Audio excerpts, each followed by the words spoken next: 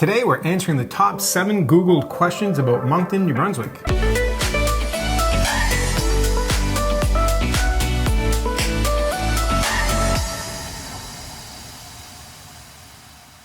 Hi there, we are Denise and Marc, a husband and wife real estate team right here in Greater Moncton. And today we thought, let's go and see what people are asking Google about Moncton. So when you go to Google and type something in the search bar, if you scroll down a bit, you'll come to a section titled People Also Ask. And those additional questions are there because they're the most asked questions based on the original query. And when you click a question, more questions will appear below. So fair warning, you can really go down a rabbit hole with it. Yep. But for today, we'll stick to the top 7. So we typed in Moncton, and these are the questions you're asking Google. Okay, so the first one is, why is Moncton famous? I don't know if I'd say Moncton is famous, but if we talk about its history and what it's known for, Moncton is known as the hub city, and that's because it's centrally located in the maritime provinces, making it a vital transportation and economic hub. If we go way back, it was originally settled by the Acadians in the early 1700s, but it was German immigrants from Pennsylvania who officially founded it in 1766. In the early to mid-19th century, Moncton became an important shipbuilding center because of its location along the Petitcodiac River, but that industry eventually collapsed. In the late 1800s, the Intercolonial Railway of Canada chose Moncton as its headquarters, and from then on, Moncton was known as a railway town and remained so until the late 1980s. At the time, Canadian National Railway, or CNR as we all knew it, had its locomotive shops here. It was a very large employer. I know I myself had both my grandfathers and at least 4 uncles work there over the years. I was young then, but I remember it being a huge blow to the city when they closed. But Moncton, being as resilient as it is, rebounded from that by shifting focus to things like call centers, service, and retail. Today it has a wide range of industries operating in the area. With Moncton's location being in the center of the maritime provinces, it has made it a hub for the transportation industry, travelers, and commerce, which continues to contribute to its consistent growth and appeal. A few other things Moncton is known for. It was the first city in Canada to become officially bilingual back in 2002. Yep. The tidal bore, which is a phenomenon that happens twice a day when the Bay of Fundy pushes billions of gallons of water into the Petitcodiac River against a current, making a very distinct wave and filling the river within a few hours. It's also home to Magnetic Hill, where you put your car in neutral at the bottom of the hill and roll to the top. Is it really magnetic or is it illusion? We'll let you decide. Okay, up next, is Moncton expensive to live in?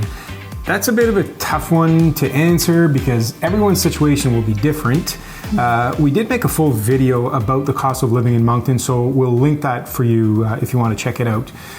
One of the things that attracts people to Moncton is real estate prices. Now, those prices, like everywhere else, have gone up significantly in the last few years, and we do hear complaints about that, particularly from people who are from this area and who know what those same houses used to go for. And regardless if you have a mortgage or are renting, increasing prices have affected both. But that said, Moncton continues to be one of the cheapest places in Canada to buy a house. What isn't the cheapest is our taxes. Now, contrary to what some people think, our property taxes are not the most expensive in Canada, but they're definitely up there. There are a few websites out there that talk about the cost of living, and the consensus seems to be that for a single person who is renting, they'll spend about $3,000 per month on basics like housing, groceries, and transportation. You can expect to pay around $1,100 to $1,600 plus utilities for 1 bedroom. So that sounds about right to us. If we estimate a family of 4, you can allow approximately $2,000 for your housing, so mortgage, property taxes, and insurance. $800 to $1,000 for your transportation, depending on your vehicle situation. $800 to $1,000 for groceries, around $350 for utilities, and there's always miscellaneous stuff. So let's say about $400 for incidentals.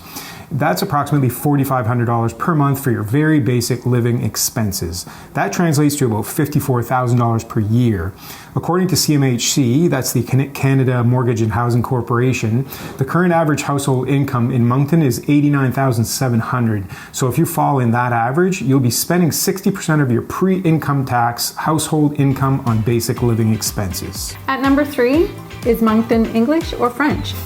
Like we mentioned in the first question, Moncton is a bilingual city. Both English and French are widely spoken. At 68%, the majority of Moncton's population speaks English as their first language, and English is commonly used in businesses, schools, and daily interactions. But there is also a significant francophone population, with just under 30% of residents speaking French as their first language. Moncton is home to a large Acadian community, and French is widely spoken in various parts of the city and surrounding areas. And a little over 45% of Monctonians have knowledge of both English and French, meaning they can conduct a conversation in either language. The fourth most Googled question about Moncton is Moncton, Canada, a good place to live? Okay, let's get two disclaimers out there right away for this one. First, we live here and we sell homes here, so clearly we think it's a good place to live. And second, we know it's not perfect. But with that out of the way, Moncton has often made various lists of the best places to live in Canada and is often regarded as that because it offers a great blend of affordability, community, and opportunity. The cost of living is relatively low compared to larger Canadian cities, with housing options being more affordable, making it an attractive place for those looking for a lifestyle that's not just about working and paying the bills. The city is known for its welcoming atmosphere and diversity, making it a family-friendly environment. We have good schools, tons of parks, and plenty of recreational facilities and activities for all ages. Moncton's bilingual nature, with a strong presence in both English and French, adds to its cultural richness, and that appeals to those who value diversity. Economically, Moncton has a steady job market with opportunities in sectors like information technology, finance, healthcare, and retail, supported by consistent economic growth. For those interested in entrepreneurship, the city also has a thriving small business community. Yeah. Residents here enjoy a high quality of life with access to a range of educational institutions and proximity to natural beauty, including beaches, parks, and hiking trails. And throughout the year, cultural events, festivals, and concerts will give you lots of entertainment options. Moncton's central location in the Maritimes makes it a convenient base for exploring New Brunswick, Nova Scotia, and Prince Edward Island as well, with good transportation links by driving, using the interprovincial bus system, the train, or flying out from our international airport. Okay, next, what is the crime rate in Moncton? Moncton is classified as having a moderate crime rate compared to other Canadian cities, but as the city has grown, there has been an increase in crime in the last 5 years. The RCMP has reported that from 2022 to 2023, there was a 1.7% increase in crime, with break-and-enters and possession of stolen property seeing the largest jump. Overall, crime rates are 23% lower than the national average in Canada, and violent crime rates are 5% lower than the national average. Okay, this one I'm not surprised by. Is Moncton very cold? Moncton does experience cold weather in winter, typical of maritime climate. While it's not as cold as some areas further inland or in northern Canada, the winter temperatures can still be pretty chilly. But except for the one or two cold snaps we might see each year where temperatures might go to -20 or lower, especially at night, it's not that bad. January is the coldest month, with the average daily high being -3 Celsius and the low being -13. One thing that can make it feel a lot colder at times is the wind chill. You could have a day where the temperature might be -7 or 8, but with the wind chill, it could feel like -15 or so. Those days are not fun. Despite the cold, Moncton is well equipped for winter. We have some pretty efficient snow removal here if you're in the city. And honestly, we just take advantage of what we have. Winter activities are a big part of the local culture, and people are generally accustomed to the winter conditions, so life continues normally throughout the season. And finally, at number 7, does Moncton get a lot of snow? Yes, Moncton typically gets a significant amount of snow during the winter months. On average, Moncton receives around 300 centimeters of snow each year. But don't picture a city buried under 10 feet of snow. Most years, any snow we get before mid to late December or so doesn't really stay. Yeah. I suppose our official snow season starts in, say, November and can last until like late March or early April, but most of it will come in January and February. That's when we see the heaviest snowfalls. We do get the occasional snowstorm that can bring like large accumulations in a short period. Like it's not uncommon to get 25 to 30 centimeters of snow in a 24-hour period.